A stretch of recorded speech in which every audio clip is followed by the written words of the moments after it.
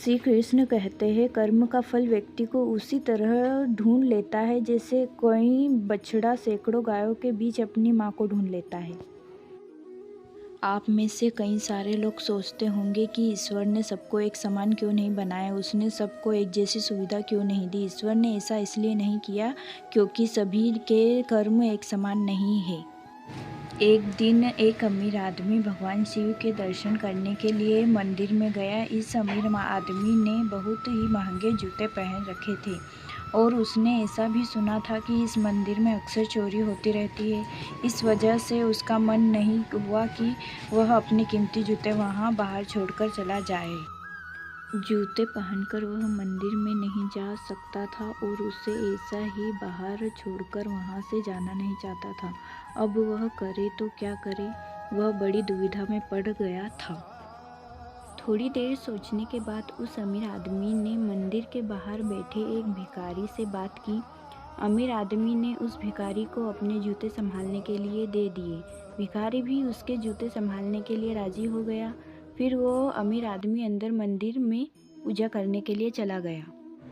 पूजा में बैठे बैठे उस अमीर आदमी के मन में ख्याल आया कि भगवान ने कैसी विषम दुनिया बनाई है। मेरे जैसे कई लोग को पैरों में कीमती जूते पहनने लायक बनाया है, लेकिन उस बेचारे भिखारी जैसे अनगिनत लोगों को रोटी खाने के लिए भी भीख मांगनी पड़ती है। वो अमीर आदमी मन ही मन भगवान से फरियाद करते हुए बोला कि आपने सब लोगों को एक समान क्यों नहीं बनाया, आपने सभी को एक जैसी सुविधा क्यों नहीं दी।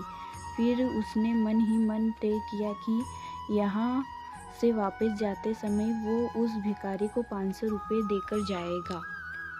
पूजा खत्म होने के बाद जब अमीर आदमी बाहर आया तो न उसे अपने जूते दिखे, ना ही वो भिखारी दिखा। उस अमीर आदमी को लगा कि भिखारी किसी काम से कहीं बाहर गया होगा, इसलिए थोड़ी देर तक उसने वहीं खड़े रहकर भिखारी का इंतज़ार किया। काफ़ी देर तक इंतज़ार करने के बाद भी जब भिखारी वापस नहीं आया तो उस अमीर आदमी को पता चल गया कि भिखारी उसे ठग के चला गया है। दुखी होकर अमीर आदमी नंगे पैर ही अपने घर की तरफ चल पड़ा।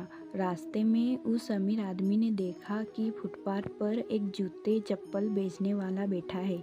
अमीर आदमी एक जोड़ी चप्पल खरीदने के लिए उसके पास पहुंचा।